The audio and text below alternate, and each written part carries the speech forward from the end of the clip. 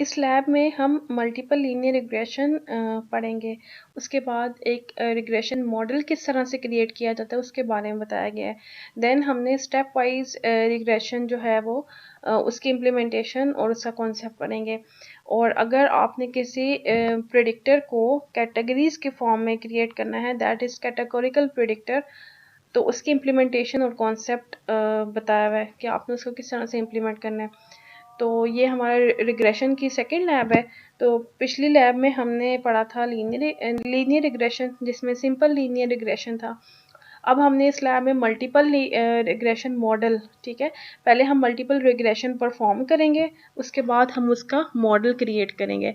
Model create करने के लिए हम कौन से कमांड यूज़ करते हैं और उसकी इम्प्लीमेंटेशन क्या है वो हम देखेंगे।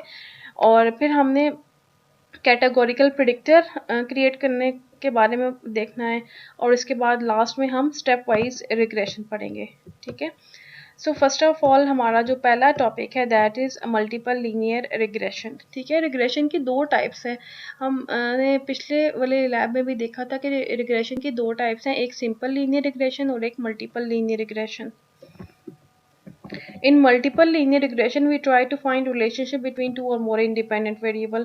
हमारे पास variables जो होते हैं वो more than one होते हैं, तो उसको हम multiple linear regression कहेंगे, ठीक है। The independent variable can be continuous or categorical. The equation that describe how the predicted value of y is related to p independent variable is called multiple linear regression. यहाँ पर explain हुआ है एक multiple linear regression का जो phenomena है, that is y equals to beta naught plus beta 1 x1 x2 up to xp तक जाएगा, और e जो है वो हमारे पास एक रैंडम एरर क्रिएट होगा। तो ये एक कंप्लीट इक्वेशन है मल्टीपल लीनियर रिग्रेशन की, ठीक है। इसमें देखें आप मोर देन वन वेरिएबल्स हैं, अब x1 भी है x2 भी है, अप टू xp तक जाएगा। यही इसने कहा है कि ये इक्वेशन जो है ये डिस्क्राइब करिए कि y जो है वो डिपेंडेंट वेरिएबल है, ठीक है। y डिपेंडेंट वेरिएबल है और वो डिपेंड कर रहा है xp इंडिपेंडेंट वेरिएबल्स पर, यानी कि x कितने होंगे, टोटल px होंगे। तो p इंडिपेंडेंट वेरिएबल पर डिपेंड करेगा, तो इसको हम कहेंगे that is multiple linear regression equation, ठीक है। अब यहाँ पर लिखा है y जो है वो रिस्पॉन्स है, अब इसको y को रिस्पॉन्स भी कह सकते हैं, y वेरिएबल भी कह सकते हैं, डिपेंडेंट वेरिएबल भी कह सकते हैं और ऑब्जर्वेशन भी कह सकते हैं। ये इसके डिफरेंट नेम्स लिखे हुए हैं। और x जो है वो प्रेडिक्टर है, इंडिपेंडेंट वेरिएबल है और एक्सप्लेनेटरी वेरिएबल, इसको आप कोई भी नाम असाइन कर सकते हैं। यूजुअली हम कहते हैं कि x जो है वो इंडिपेंडेंट वेरिएबल है और y जो है वो डिपेंडेंट वेरिएबल है। बाकी सारे भी इसके नाम है, यानी कि आप x को प्रेडिक्टर भी कह सकते हैं, x को आप एक्सप्लेनेटरी वेरिएबल भी कह सकते हैं। अच्छा, बीटा जो है दैट इज रिग्रेशन कोफिशिएंट, ठीक है। और e जो है दैट इज एप्सिलॉन, जो है ये रैंडम एरर आपके पास आएगा। तो ये एक कंप्लीट मल्टीपल रिग्रेशन की इक्वेशन है। जो हमने लीनियर रिग्रेशन पढ़ी थी उसमें क्या था, सिर्फ और सिर्फ एक ही हमारे पास इंडिपेंडेंट वेरिएबल होता है और एक ही इंडिपेंडेंट वेरिएबल होता है, इसके दरमियान जो इक्वेशन बनती है that is known to be simple linear regression, ठीक है। Below is a graph for multiple linear regression model applies to IRIS data. IRIS data set एक बिल्डिंग डेटा सेट है, मैटलैब में भी अवेलेबल है, बाकी लैंग्वेजेस में भी अवेलेबल है। इसके ऊपर अगर हमने मल्टीपल लीनियर रिग्रेशन अप्लाई किया तो उसका जो रिजल्ट आया वो यहाँ पर है। इनके ग्राफ इस फॉर्म में भी बन सकता है। जो यहाँ पर स्कैटर के जो पॉइंट्स बने हुए हैं they are original data points, ये ओरिजिनल डाटा के पॉइंट्स हैं, जिसमें ग्रीन है, ऑरेंज है, ब्लू है, ये ओरिजिनल डाटा का स्कैटर प्लॉट बना हुआ है। और ये जो लाइंस बनी है दे आर इंटरसेप्ट। अच्छा, अब ये ग्राफ बना हुआ है बिटवीन सेपल लेंथ और सेपल विड्थ, ठीक है। और इसके अंदर है आइरिस का जो डाटा हुआ है उसमें डिफरेंट स्पीशीज़ हैं, ये स्पीशीज़ के नेम्स लिखे हुए हैं और यहाँ पर हमने इसको प्लॉट किया हर स्पीशी के डाटा को, और ये स्कैटर प्लॉट बना और फिर इंटरसेप्ट बनाया और हमने एक रिग्रेशन मॉडल जो है उसकी प्लॉटिंग की है या उसका हमने ग्राफ क्रिएट किया। Multiple linear regression analysis can help us in the following veg. ये कहाँ कहाँ पर यूज़ हो रही है इसके बारे में बताया गया नीचे। अब इसमें मल्टीपल लीनियर रिग्रेशन जो है वो प्रिडिक्शन के लिए यूज़ होता है या फोरकास्टिंग के लिए यूज़ होता है। प्रिडिक्ट क्या करते हैं, ट्रेंड्स को, प्रीवियस ट्रेंड्स को का पैटर्न फाइंड करेगा और प्रिडिक्ट करेगा फ्यूचर के ट्रेंड को या फ्यूचर की वैल्यूज़ को फोरकास्ट करेगा। Multiple linear regression analysis can be use to get point estimate. Different points के फ्यूचर ट्रेंड या फोरकास्टिंग जो है उसके लिए हम यूज़ कर सकते हैं।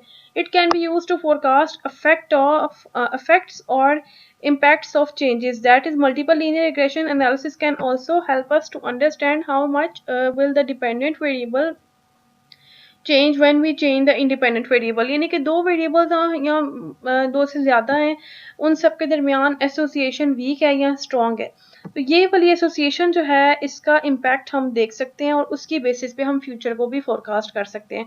It can be use to identify the strength of effect that independent variable have on a dependent. यानी कि वही बात हो गई कि जो डिपेंडेंट वेरिएबल है और इंडिपेंडेंट वेरिएबल है इनके दरमियान एसोसिएशंस को ये आइडेंटिफाई करेगा और बताएगा कि एसोसिएशन वीक है या एसोसिएशन स्ट्रॉन्ग है. अगर एसोसिएशन वीक है तो कहेगा कि कम इम्पैक्ट है डिपेंडेंट वेरिएबल का इंडिपेंडेंट पर या इंडिपेंडेंट वेरिएबल का डिपेंडेंट पर. और अगर एसोसिएशन जो है वो स्ट्रॉन्ग आएगी तो हम कहेंगे कि जो इंडिपेंडेंट वेरिएबल है उसका डिपेंडेंट वेरिएबल के ऊपर बहुत स्ट्रॉन्ग इम्पैक्ट है या हाईली इम्पैक्ट है. ठीक है, ये कॉन्सेप्ट था मल्टीपल लीनियर रिग्रेशन का. अब हम इसकी इम्प्लीमेंटेशन की बात करेंगे. इम्प्लीमेंटेशन में हमने एस्टिमेट करने हैं मल्टीपल लीनियर रिग्रेशन के कोफिशिएंट्स. अब इसके कोफिशिएंट्स सभी हमने ऊपर डिफाइन किए थे इस इक्वेशन में, यानी कि beta not beta one x1 x2 तो गिवन होगा, y हमने फाइंड करना है. इसका मतलब ये कि y और बीटा नॉट बीटा वन हमने फाइंड आउट करना है. ठीक है, तो इसके जो कोफिशिएंट्स है उसके लिए एक build in data set MATLAB में लोड किया, that is load car small, that is default data set एक ऑलरेडी अवेलेबल है, जिसमें x1 एक पहला वेरिएबल जो है वो वेट का है और जो दूसरा वेरिएबल है दैट इज हॉर्स पावर. जो डिपेंडेंट वेरिएबल है दैट इज y, वो क्या है mpg. ठीक है, रिग्रेशन कोफिशिएंट हमने फाइंड करने हैं.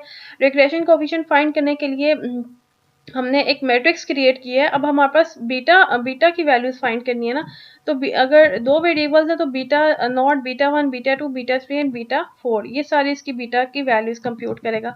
बीटा की वैल्यूज कंप्यूट करने के लिए हमने क्या किया, कैपिटल एक्स की एक नई मैट्रिक्स क्रिएट किया है, जिसमें पहला जो कॉलम है दैट इज वंस का एक कॉलम होगा, जो दूसरा कॉलम है वो x1 का होगा, जो तीसरा कॉलम है दैट विल बी x2, और जो चौथा कॉलम होगा वो x1 मल्टीप्लाई बाय x2 का होगा. ठीक है, तो ये यहाँ से हमने जो पिछली वाला लैब मैनुअल था उसमें भी हमने बताया था कि जो रिग्रेशन कोफिशिएंट है वो फाइंड करते हैं y ओवर x से या b ओवर x से. ठीक है, तो इसमें भी हमने रिग्रेशन कोफिशिएंट फाइंड करने के लिए रिग्रेस का जो फंक्शन है वो यूज हो रहा है. तो आप लिखेंगे b equals to regress y over x, तो ये आपको कंप्यूट करके रिग्रेशन कोफिशिएंट ऑटोमेटिकली इस तरह से रिटर्न करेगा. एक 60 है, दूसरा वाला -0.012, तीसरा -0.18, चौथा जो है वो 0.00. ठीक है, अब हमने डाटा को प्लॉट करना है, बिकॉज हम इसको प्लॉट करके विजुअलाइज करके ही इसका ट्रेंड को देखेंगे. ठीक है, प्लॉट करने के लिए हमने क्या किया, स्कैटर प्लॉट बनाया. अब यहाँ पर स्कैटर 3 लिखा हुआ है. स्कैटर 3 का मतलब ये है कि ये 3 डायमेंशनल प्लॉट बनेगा आपके. अभी 3 डायमेंशनल प्लॉट है जिसमें x1 है x2 है, क्योंकि दो वेरिएबल्स हैं, एक x1 है एक x2 है, और तीसरा वेरिएबल जो है वो है y और फील्ड होना चाहिए. ठीक है, होल्ड ऑन, मतलब इसी के साथ ही हम आगे x1 कंप्यूट करेंगे, x2 कंप्यूट करेंगे, x1 फिट x2 फिट. अच्छा, फिर इसके बाद हमने एक मैश ग्रिड क्रिएट करनी है. मैश ग्रिड में हम x1 फिट पास करेंगे और x2 फिट पास करेंगे. इक्वेशन जो हमारे पास रिग्रेशन की बनी वो यहाँ पर है. अभी आपने ऊपर b कंप्यूट किया था ना, बीटा वन b1 किसको पॉइंट कर रहा है, दैट इज 60.7104. ठीक है, और b2 जो है वो पॉइंट कर रहा है, यानी कि b वाली जो मैट्रिक्स है उसका जो सेकंड वाला एलिमेंट है वो क्या है, -0.0. ठीक है, और b3 जो है वो -0.18 और b4 जो है वो 0.00. तो ये इस तरह से ये रिग्रेशन इक्वेशन हमारे पास बन जाएगी. अब हमने जो अगला प्लॉट करना है that will be regression equation का होना चाहिए. ठीक है, तो यहाँ पर एक हमने प्लॉट बनाया है स्कैटर प्लॉट ओरिजिनल डाटा का, और दूसरा हमने मैश प्लॉट क्रिएट किया रिग्रेशन इक्वेशन का, बिकॉज इसमें हमारे पास मोर देन वन वेरिएबल से, तो हमने इसका 3 डायमेंशनल प्लॉट बनाया है. तो स्कैटर 3 हमने उसके लिए यूज किया, और मैश प्लॉट जो है वो मैश टाइप का होगा. तो उसमें आपने x1 फिट पास करवाना है, x2 फिट पास करवाना है, और y फिट क्या है, ये रिग्रेशन इक्वेशन है. और x1 फिट जो आपके पास नई x की वैल्यूज आएंगी, और जो x2 फिट है जो आपके पास नई x2 की वैल्यूज आएंगी आफ्टर कंप्यूटेशंस. ठीक है, और इसमें लेबल्स भी बताए हुए हैं. x लेबल है वेट, y लेबल है हॉर्स पावर, और z लेबल जो है वो है mpg. ठीक है, डायमेंशन इसकी ग्राफ की ये होनी चाहिए. जैसे ही आप इसको रन करेंगे तो आपके पास इस तरह का एक ग्राफ क्रिएट होगा, ठीक है, जिसमें MPG है, वेट है, हॉर्स पावर है, एक्स लेबल, वाई लेबल और जी लेबल। जो आपने लेबल्स यहाँ पर एलोकेट किए हैं ये वही लेबल्स आ जाएंगे। इस तरह से हम एक सिंपल लीनियर रिग्रेशन इम्प्लीमेंट करते हैं और इसके कोफिशिएंट को कंप्यूट करके प्लॉट करते हैं। मैश प्लॉट हम यूज़ करते हैं बिकॉज हमारे पास इसमें 2 डायमेंशनल ग्राफ पॉसिबल नहीं है। हमारे पास जो इंडिपेंडेंट वेरिएबल है वो मोर देन 2 या ज़्यादा हो सकते हैं, तो इसलिए फिर हम इसका मैश प्लॉट क्रिएट करेंगे।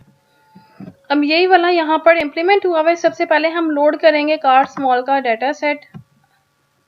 कार स्मॉल के डाटा सेट को हमने लोड कर लिया, ठीक है। ये सारे इसके फीचर्स आ जाएंगे। इसमें से x1 जो है वो हम वेट को सेट कर लेंगे। जो वेट है दैट विल बी x1, तो x1 वेट है, x2 जो है वो हॉर्स पावर और y जो है वो MPG है।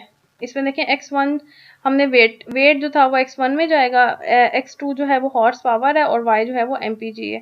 इसके बाद कैपिटल X जो है हमने रिग्रेशन कोफिशिएंट कंप्यूट करने के लिए एक अलग से मैट्रिक्स बनाते हैं, कैपिटल X। अब मैं आपको इसकी कैपिटल X की वैल्यूज भी बता देती हूँ। कैपिटल X में हमारे पास सबसे पहला वाला जो कॉलम है वो बनेगा वंस वाला। देखें यहाँ पर लिखा है वंस है, साइज कितना होना चाहिए, जितना x1 का है। तो जितना साइज आपके x या इंडिपेंडेंट वेरिएबल का है उस वही साइज की आपने एक वंस वाला कॉलम क्रिएट करना है, ये बना हुआ है, ठीक है। इसके बाद जो नेक्स्ट वाला कॉलम है कैपिटल X में वो आपके पास x1 का होना चाहिए, ये x1 वाला कॉलम है, ठीक है। x1 में हमारे पास वेट आता है और जो थर्ड वाला जो कॉलम है that will be horse power, x2 होना चाहिए। x2 क्या है, हॉर्स पावर। जो थर्ड वाला कॉलम है दैट इज हॉर्स पावर और जो फोर्थ वाला कॉलम है that is x1 multiply by x2। इस तरह से हम इसको ये कैपिटल X के अंदर हमने सेव करवा लेना है, ये वेरिएबल्स आ जाएंगे, ठीक है। इसके बाद हमने रिग्रेशन के कोफिशिएंट कंप्यूट करने हैं, वो रिग्रेस से करेंगे। मल्टीपल लीनियर रिग्रेशन में जो रिग्रेस के थ्रू हम कोफिशिएंट कंप्यूट करेंगे ये बीटा आ जाएगा, ठीक है। Beta not, beta 1, beta 2, beta 3, इस तरह से। अच्छा, इसके बाद हमें नेक्स्ट इसको प्लॉट करना है। सेम उसी ट्यूटोरियल में से ही कोड लिखा हुआ है, इसको हम रन कर सकते हैं। आप इसको 1 बाय 1 रन करेंगे तो आपके पास 1 बाय 1 इसकी ड्राई रन करने के बाद वैल्यू सेव होती जाएंगी, ठीक है। तो ये हमारे पास इसका प्लॉट बनेगा,